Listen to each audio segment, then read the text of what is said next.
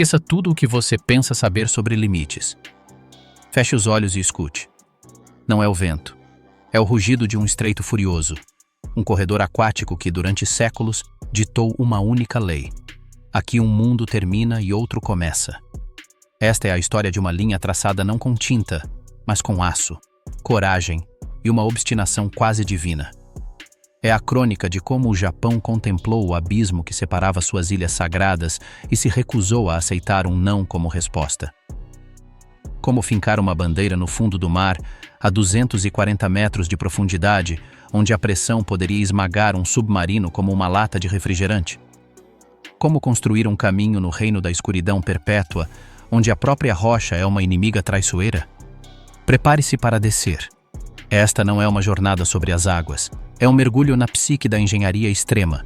Uma odisseia às profundezas onde a humanidade decidiu que até mesmo o peso do Oceano Pacífico era um preço que estava disposta a pagar. A porta do túnel Seikan está aberta. Respirar é opcional.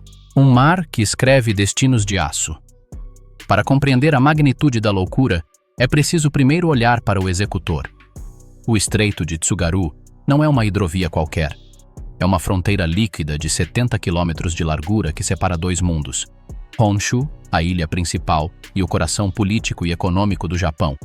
E Hokkaido, sua vasta e selvagem fronteira norte. Mas esse estreito é muito mais do que uma separação geográfica. É uma entidade viva e temperamental, e por séculos foi o soberano absoluto da região. Suas águas são um caldeirão em constante ebulição, onde correntes quentes e frias colidem violentamente, gerando nevoeiros traiçoeiros que aparecem em minutos e tempestades que chegam sem aviso, com ventos que ultrapassam 150 km por hora e ondas tão altas quanto prédios de 5 andares. Por gerações, atravessar o Tsugaru foi um jogo de roleta russa.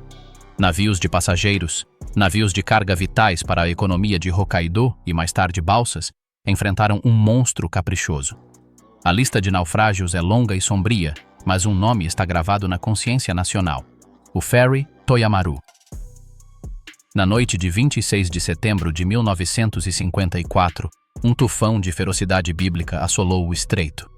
O Toyamaru, com mais de 1.300 pessoas a bordo, foi engolido pela fúria do mar. 1.172 pessoas morreram.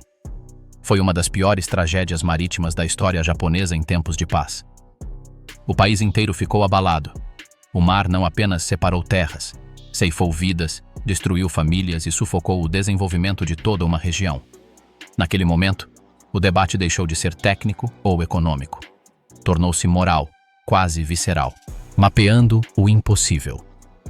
Com a decisão política tomada após a tragédia, em meados da década de 1950, os principais engenheiros e geólogos do Japão se depararam com a página em branco mais assustadora de suas carreiras. Sua missão: encontrar uma passagem estável através do leito marinho do Estreito de Tsugaru.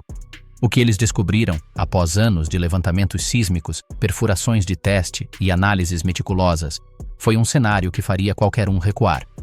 O subsolo não era uma base sólida e amigável. Era um campo de batalha geológico, um livro aberto da fúria telúrica do planeta. A primeira coisa que emergiu dos mapas foram 9 falhas geológicas ativas, cicatrizes profundas na crosta terrestre onde a energia do planeta é liberada na forma de terremotos.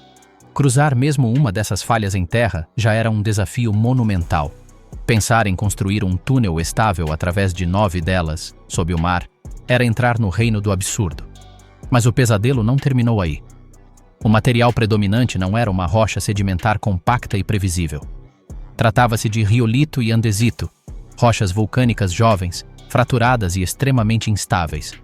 Imagine tentar escavar um túnel através de uma gigantesca massa de cinzas e rochas soltas, constantemente encharcada pela pressão do oceano. Cada metro escavado seria uma negociação com o risco de colapso. A pressão da água não era apenas um conceito, era uma força onipresente. Na profundidade planejada, equivalente a um prédio de 80 andares empilhado de cabeça para baixo, a pressão seria de cerca de 24 kg por centímetro quadrado. Suficiente para estilhaçar aço mal calculado e transformar qualquer infiltração em um jato cortante capaz de atravessar ferro. Os cálculos iniciais de estabilidade e custo eram tão astronômicos que muitos na comunidade global de engenharia descartaram o projeto como uma fantasia nacionalista, um sonho impossível que consumiria recursos incalculáveis e, muito provavelmente, vidas. Para colocar a escala dessa loucura em perspectiva, pense em uma jornada subterrânea. O túnel Seikan, com seus 53 quilômetros e 85 quilômetros de comprimento total e seus 23 quilômetros e 300 metros abaixo do leito marinho, não é um buraco curto, ponte ou tumba submersa. Diante de tal cenário, a lógica inicial apontava para uma solução mais convencional, mais brilhante, mais típica do século XX, uma ponte colossal. Uma ponte suspensa que, com torres mais altas que qualquer arranha-céu da época e vãos monumentais, uniria as ilhas acima da fúria do mar. As equipes de projeto começaram a trabalhar nessa opção. Os esboços mostravam estruturas imponentes, símbolos do progresso contra o céu. Mas quanto mais se analisava, mais rachaduras surgiam nesse sonho aéreo. O primeiro problema eram as próprias fundações. Para ancorar torres de tal magnitude no estreito, seria necessário construir pilares no leito marinho a profundidades superiores a 200 metros. A engenharia da época simplesmente não possuía a tecnologia para construir caixões estanques e estabelecer fundações estáveis em um local tão profundo e com correntes tão violentas. Era como tentar construir um castelo de cartas no meio de um furacão. O segundo problema, e o mais letal, era o clima. O Estreito de Tsugaru é uma verdadeira rodovia para tufões. Uma ponte de tal magnitude se tornaria um alvo perfeito para ventos que facilmente ultrapassariam os 200 km por hora. Os cálculos para cargas dinâmicas, fadiga do material sob oscilações constantes e o risco de colapso durante uma tempestade torrencial eram inaceitavelmente altos. Uma ponte não seria apenas proibitivamente cara de construir, seria um perigo permanente, um potencial túmulo de aço suspenso sobre o abismo. Foi então que a opção mais radical, aquela que todos consideravam o plano B insensato, começou a ganhar força, o túnel subaquático. Se o mar não pudesse ser vencido por cima, seria contornado por baixo. Seria evitado em seu próprio território. A ideia tinha uma lógica perversa. Sob o leito marinho, o túnel estaria a salvo de tempestades, ventos e ondas. O inimigo não seria mais o clima, mas a geologia e a pressão hidrostática. Era trocar um conjunto de problemas gigantescos por outro conjunto de problemas colossais, mas talvez, apenas talvez, mais administráveis. O debate foi acirrado. Os defensores da ponte falavam de simbolismo, de luz, de progresso visível. Os defensores do túnel falavam de permanência, de segurança absoluta, de uma solução para os séculos vindouros. Finalmente, após anos de estudo e doloroso realismo, a balança pendeu. Em 1964, o governo japonês aprovou oficialmente o projeto do túnel Seikan. Não seria uma ponte para o futuro. Seria um poço para o submundo. A arma havia sido escolhida. Não o aço ascendente, mas o concreto descendente. A loucura suicida agora tinha um nome, um orçamento incalculável e um ponto de partida. A maior batalha da engenharia civil contra os elementos estava prestes a ser travada não na superfície, mas nas entranhas escuras e úmidas do planeta. As máquinas de perfuração de túneis. A fronteira do avanço. O amanhecer de 3 de março de 1971 não testemunhou uma grande cerimônia nas margens do Estreito de Tsugaru.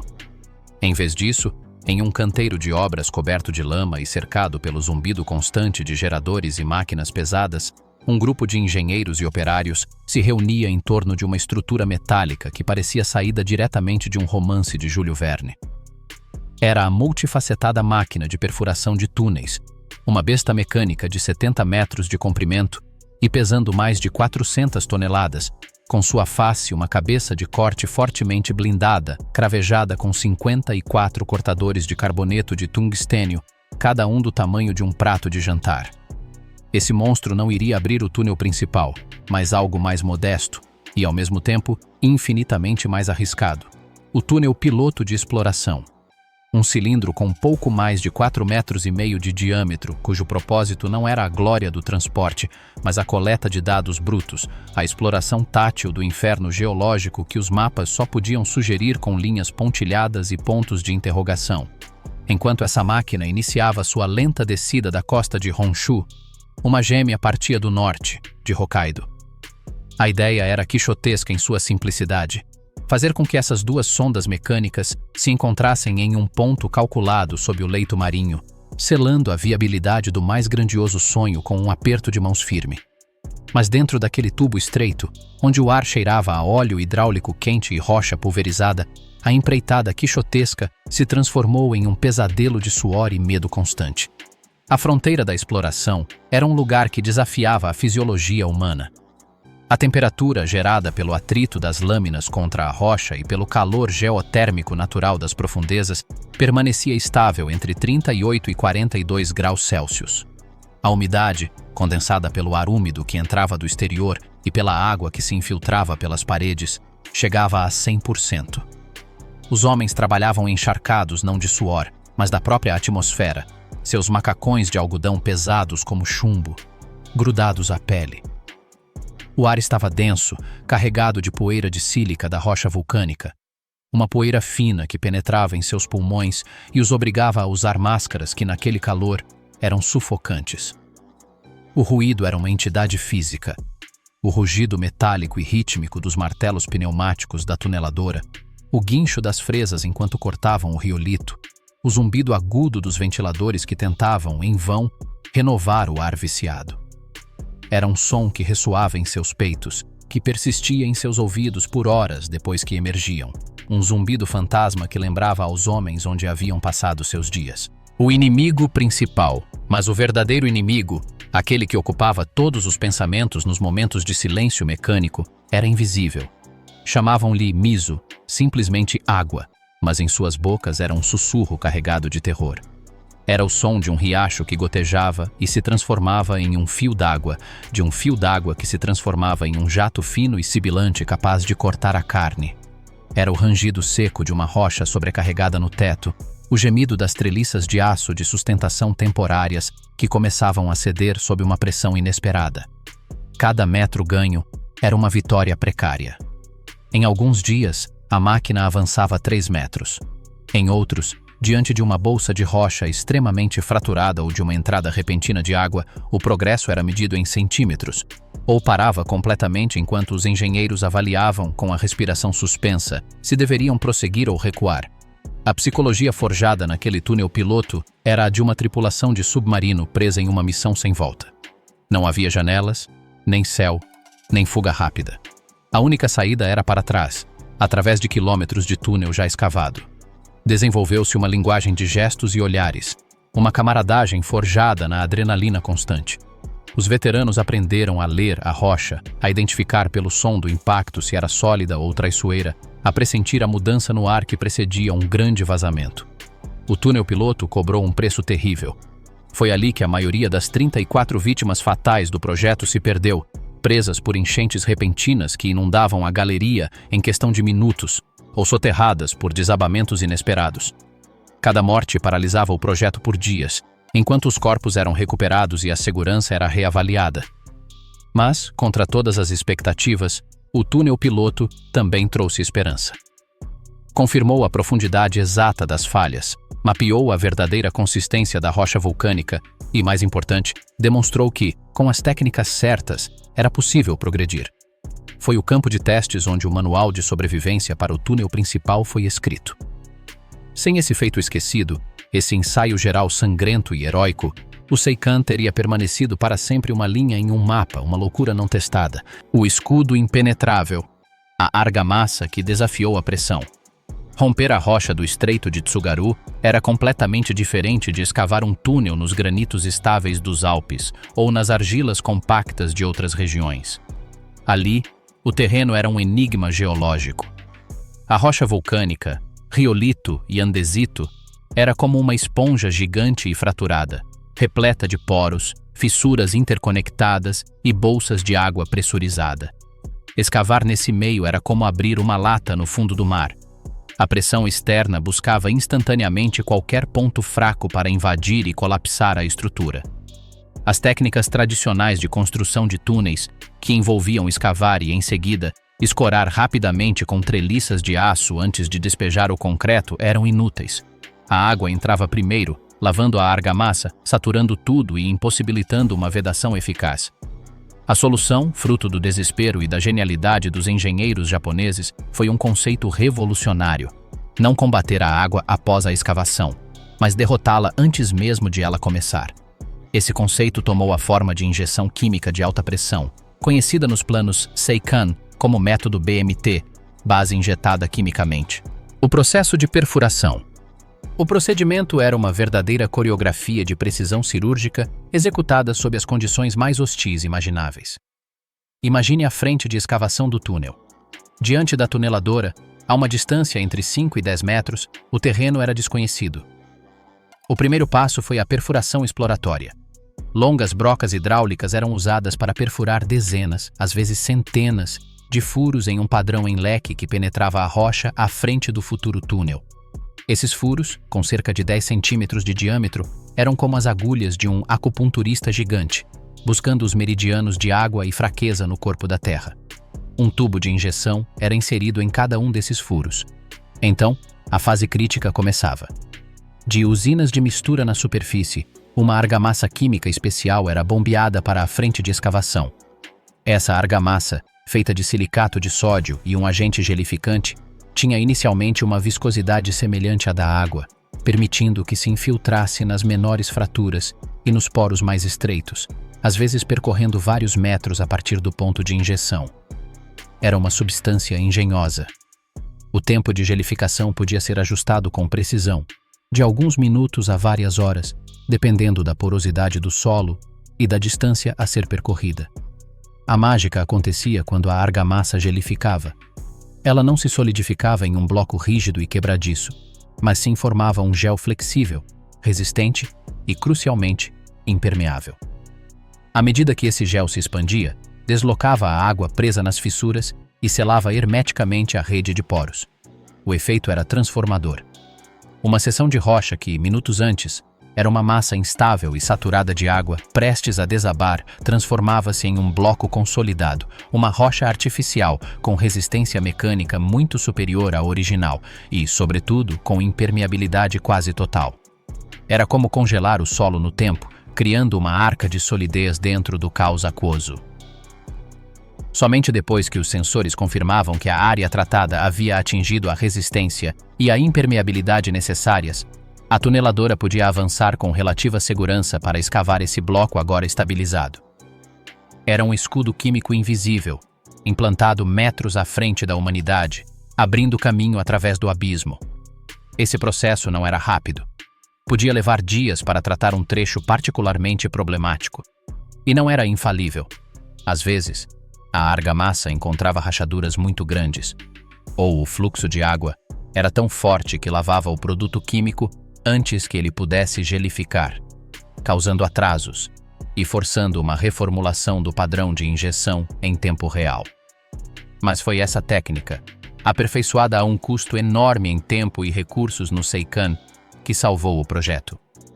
Ela se tornou o padrão ouro para a escavação de túneis em solos moles e fraturados em todo o mundo, e seu legado está presente em todos os túneis modernos que cruzam um aquífero ou uma área geologicamente instável.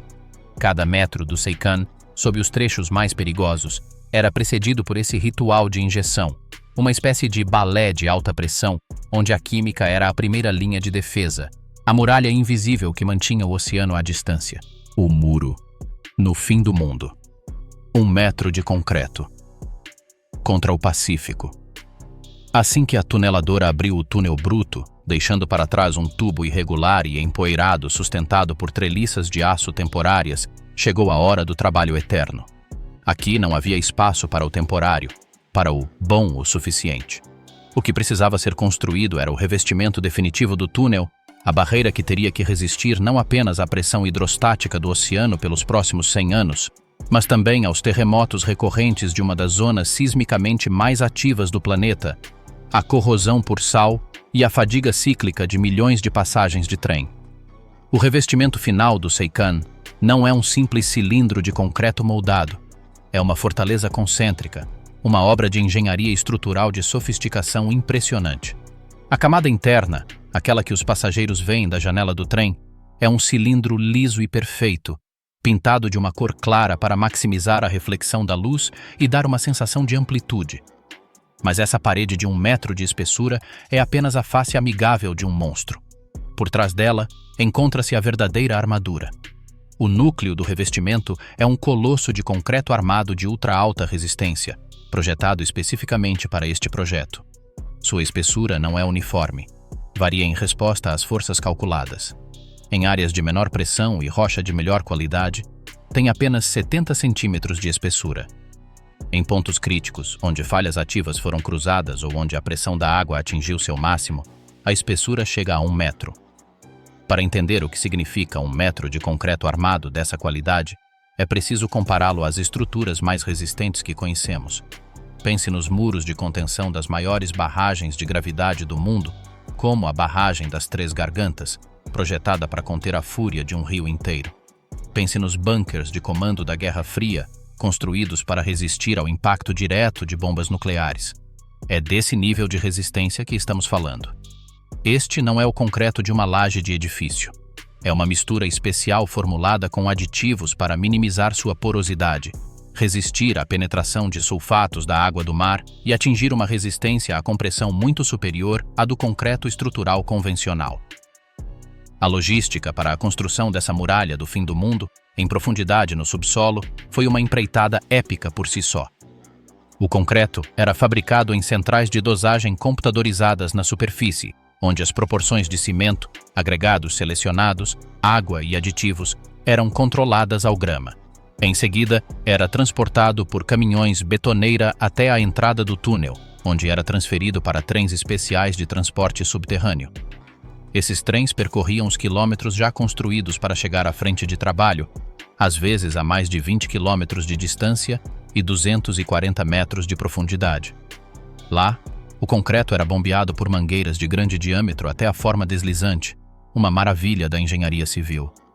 Essa forma deslizante era uma gigantesca estrutura metálica circular, uma tuneladora reversa que, em vez de escavar, construía. Ela se movia sobre trilhos e o concreto era despejado em seu interior. Vibradores de alta frequência compactavam a mistura para expelir quaisquer bolhas de ar, o inimigo mortal da impermeabilização. O porão do gigante, bombeando o medo constante. Um túnel, por mais perfeito que seja seu projeto e construção, nunca está completamente seco. É uma lei da física e da geologia.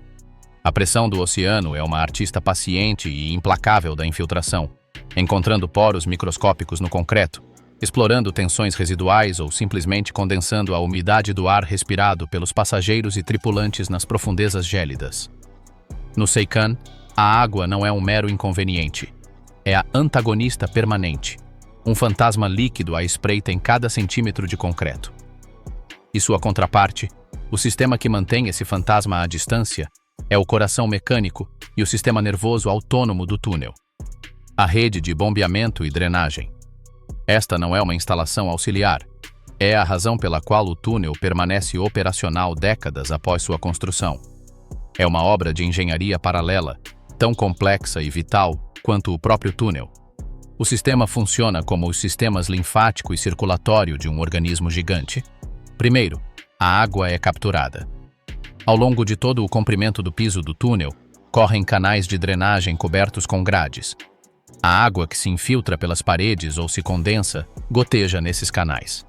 Além disso, nos pontos mais baixos do perfil do túnel, já que não é completamente plano, mas possui declives suaves para facilitar a drenagem, foram construídos enormes reservatórios, câmaras de coleta escavadas na rocha sob a ferrovia. A água é canalizada por gravidade para essas câmaras. É aqui que entra a força bruta. Instaladas em salas blindadas e à prova de som, com acesso restrito, estão as bombas. Não são bombas de jardim. São bombas centrífugas de múltiplos estágios com potência titânica, acionadas por motores elétricos que consomem tanta energia quanto um pequeno bairro. Juntas, elas são capazes de movimentar um volume superior a 60 toneladas de água por minuto. Pense nisso. A cada 60 segundos, esse sistema extrai e eleva do ponto mais profundo do planeta o peso equivalente a 3 grandes caminhões-tanque. Essa água não é simplesmente despejada no mar. A água é canalizada paralelamente ao túnel até estações de tratamento na superfície, onde é dessalinizada, descontaminada de qualquer resíduo de lubrificante ou metal e, num gesto que remete à sustentabilidade, grande parte dela é reutilizada. É usada para resfriar as máquinas do túnel, abastecer instalações de manutenção e até mesmo para uso industrial em comunidades próximas. O ciclo se completa. Mas a verdadeira genialidade do sistema reside não em sua potência bruta, mas em sua inteligência, redundância e paranoia inerente. Tudo é duplicado. Cada bomba tem uma gêmea reserva, pronta para entrar em funcionamento automaticamente caso a principal detecte uma falha ou sobrecarga. Elas são alimentadas por duas linhas de energia elétrica, originárias de subestações independentes em terra. E se, no cenário catastrófico de um apagão total, ambas as linhas falhassem, bancos de geradores a diesel de emergência, com autonomia para vários dias, entrariam em funcionamento em menos de 30 segundos para assumir o fornecimento. O maior pesadelo. O maior pesadelo, transmitido como uma história de terror entre os engenheiros desde os tempos do túnel piloto, é o evento de intrusão maciça. Uma ruptura repentina e grande no revestimento, talvez causada por um terremoto particularmente forte, permitindo a entrada de um jato de água incontrolável sob pressão, um geyser reverso que inunda o túnel em minutos. Para essa possibilidade, o túnel Seikan possui uma última linha de defesa digna de um thriller: os portões de emergência estanques. São portões de aço maciço, com o diâmetro exato do túnel, instalados em pontos estratégicos ao longo de sua extensão. No caso de uma inundação catastrófica detectada pelos sensores, esses portões podem ser fechados remotamente ou manualmente em questão de minutos, selando hermeticamente uma seção do túnel. Isso permitiria isolar a seção inundada, contendo o desastre e dando tempo para o resgate de qualquer pessoa presa e para o planejamento de um reparo monumental. Esse sistema nunca dorme. Ele opera 24 horas por dia, 365 dias por ano, mesmo antes da abertura do túnel ao público. É o sussurro constante na escuridão, a lembrança de que a batalha contra o oceano nunca é verdadeiramente vencida, apenas contida, administrada e mantida em um equilíbrio precário por meio de vigilância perpétua e redundância obsessiva. É o preço de habitar um espaço que, por lei natural, não nos pertence. Após décadas dessa batalha silenciosa e titânica, após milhões de horas de trabalho na escuridão e um custo que transcendeu o econômico para adentrar os domínios humano e simbólico, o túnel finalmente abriu suas mandíbulas para o futuro. Em 13 de março de 1988, um trem de teste fez a primeira viagem completa sob o estreito de Tsugaru, uma viagem que foi mais um suspiro de alívio do que um grito de triunfo. Mas um projeto dessa magnitude nunca é apenas um buraco no chão por onde passam os trens. É um órgão vital implantado na crosta terrestre, um sistema nervoso de aço, concreto e algoritmos que pulsa na escuridão com seu próprio ritmo. Sua própria existência é um relato de guerra perpétuo contra o impossível, um testemunho de que os limites são provisórios. E seu legado, o que veio depois que o último escavador emergiu à superfície pela última vez e removeu seu capacete, é o que redefiniu para sempre o que a humanidade acredita ser possível em termos de conectar não apenas terras, mas eras, conhecimento e futuros. A empreitada faraônica estava completa. Agora, sua verdadeira e eterna vida começou como guardiã, como um farol de dados na escuridão e como a mensagem mais poderosa que podemos enviar para o amanhã: que não há abismo, por mais profundo e hostil que seja, que não possa ser transposto com engenhosidade, perseverança e um respeito humilde pela força que está sendo desafiada. Os eventos da tragédia. O desabamento durou talvez 45 segundos, mas para os homens esmagados contra as paredes do túnel, a 50 metros de distância, pareceu uma eternidade. Quando o rugido cessou, deixando um silêncio quebrado apenas pelo gorgolejo da água que ainda corria e pelo gotejar dos destroços, a cena era dantesca. Onde antes havia a frente de escavação do túnel, agora havia um monte disforme de pedras, lama e pedaços de metal retorcidos que se elevava quase até o teto, enterrando completamente a metade frontal da tuneladora. O jato de água, embora reduzido, continuava a jorrar de uma fenda no alto da pilha de destroços, formando um rio caudaloso que corria pelo chão do túnel, subindo rapidamente até os tornozelos dos homens. O ar era irrespirável, denso de poeira. Kenji Sato, tossindo, acionou seu rádio de emergência. Desabamento na frente 7. Repito, desabamento total da frente. A máquina está enterrada. Há um vazamento enorme. Precisamos de equipes de evacuação e resgate agora. Sua voz estava rouca, mas calma. O treinamento havia superado o pânico. Por sorte, todos os homens conseguiram recuar o suficiente. Não havia vítimas presas sob os escombros, mas estavam numa armadilha. A água estava subindo. A única saída era correr os 3 quilômetros até o poço de acesso mais próximo, na penumbra, com a água gelada do mar subindo pelas pernas e o risco constante de novos desabamentos no túnel danificado. Enquanto a equipe iniciava a árdua retirada, monitorando o nível da água que agora chegava aos joelhos, a notícia acionou os protocolos de crise na superfície. Todos os trabalhos nas outras frentes de lavra foram interrompidos. Equipamentos de bombeamento de emergência foram desviados para a área da frente 7, mas primeiro precisavam chegar lá. O principal desafio era que o desabamento e a água estavam bloqueando a drenagem natural. Durante 72 horas críticas, os engenheiros travaram uma batalha paralela.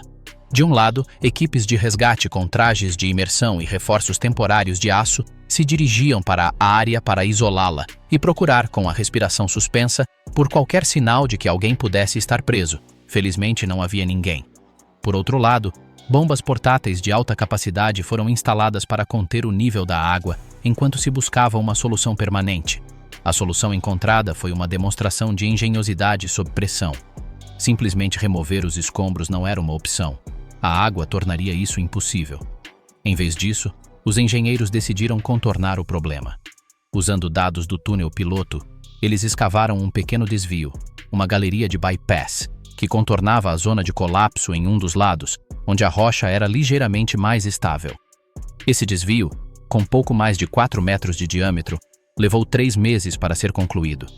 Era uma obra dentro de outra obra, um túnel de emergência que permitiu o restabelecimento do acesso, da drenagem e da ventilação do outro lado do colapso.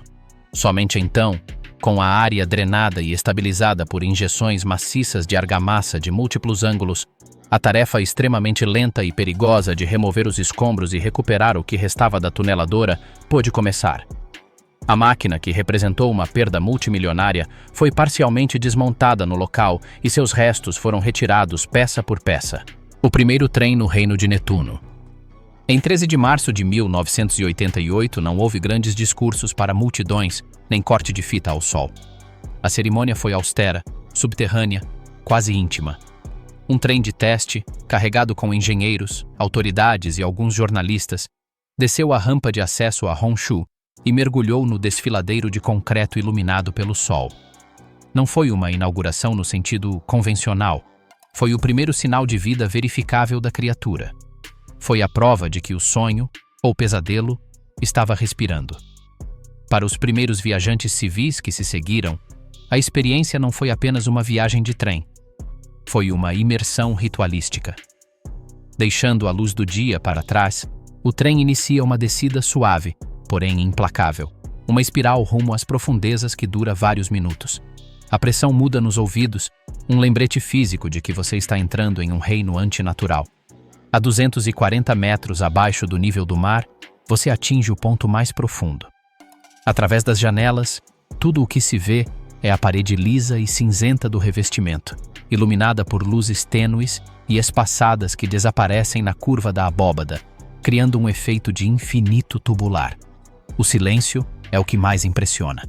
Não é o silêncio de uma biblioteca, mas o silêncio sepulcral de uma cripta planetária, quebrado apenas pelo zumbido suave e abafado das rodas sobre os trilhos, um som que parece absorvido pela massa avassaladora de rocha e água acima.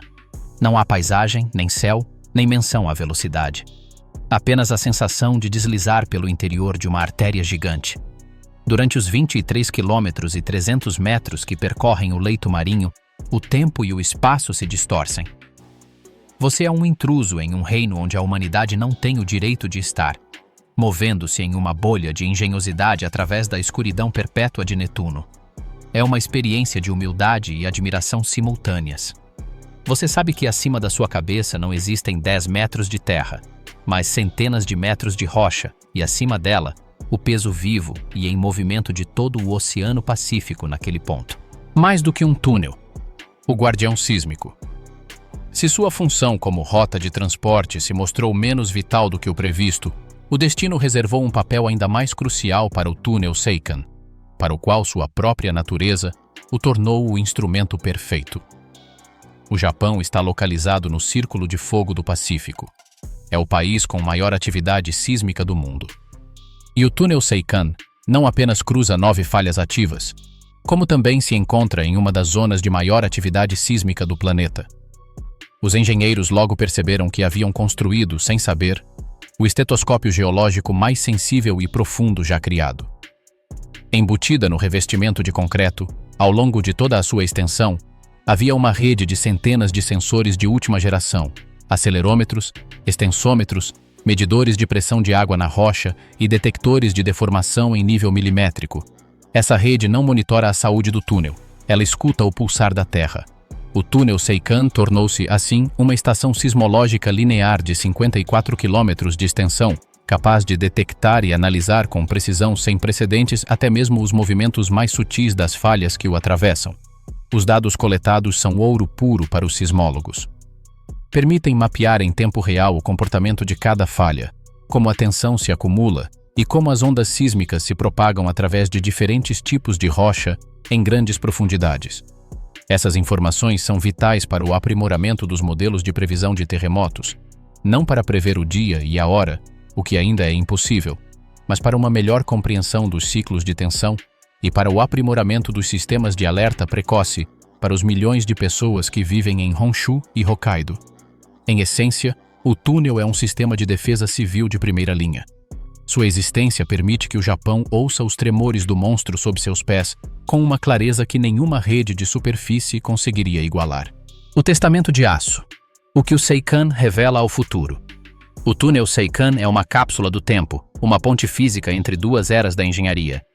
Foi concebido com a tecnologia de meados do século XX, resistiu e foi construído com a engenhosidade das décadas de 1970 e 1980 e inaugurado na aurora da Revolução Digital. Mas seu legado mais importante não reside em seu passado, e sim no futuro que ajudou a moldar. Foi o laboratório em escala real, onde técnicas hoje padrão foram testadas e aperfeiçoadas.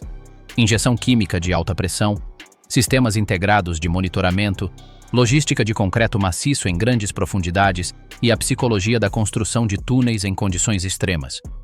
Sem as lições amargas e custosas do Seikan, projetos subsequentes como o túnel de Base de Gotthard, na Suíça, o mais longo do mundo, ou o túnel do Canal da Mancha, teriam sido ainda mais titânicos e arriscados. O Seikan mostrou-lhes o caminho, mostrou-lhes os limites e mostrou-lhes o preço. É o reverenciado e marcado avô de todos os megatúneis modernos. Sua própria existência alimenta os sonhos mais ousados da engenharia do futuro. A ideia de um túnel flutuante ou submerso através do Estreito de Gibraltar para ligar a Europa à África, ou conexões subaquáticas entre continentes que hoje parecem fantasia. O Seikan provou que, se o incentivo for forte o suficiente, seja dor, ambição ou necessidade, nenhum abismo marinho é invencível. Mas talvez seu testemunho mais profundo seja filosófico. O Seikan não é um triunfo sobre a natureza. A natureza ainda está lá, acima, intocada e feroz. O túnel é um triunfo sobre a resignação humana. É a prova de que podemos, por meio da inteligência, da perseverança e de um custo terrível, renegociar os termos de nossa existência no planeta. Não para dominar, mas para coexistir de novas maneiras. Não construímos túneis para atravessar a água. Construímos futuros para negar a separação. Assim, na escuridão perpétua, a 240 metros abaixo da superfície, pulsa o coração da obstinação humana. O túnel Seikan não é meramente uma façanha da engenharia. É um monumento silencioso à recusa em aceitar um não escrito pela geografia e pelo clima. É uma cicatriz de pura engenhosidade na face do abismo, Um lembrete de que nossos limites são, muitas vezes, aqueles que ousamos traçar. E enquanto um trem desliza como um fantasma de luz por seu interior, carregando sua carga de vidas e histórias de uma ilha para outra, ele cumpre sua função mais essencial: ser uma mensagem de conexão, lançada repetidamente através do tempo do fundo do mar, demonstrando que, mesmo no reino da eterna pressão e escuridão, a vontade humana pode abrir um caminho para a luz.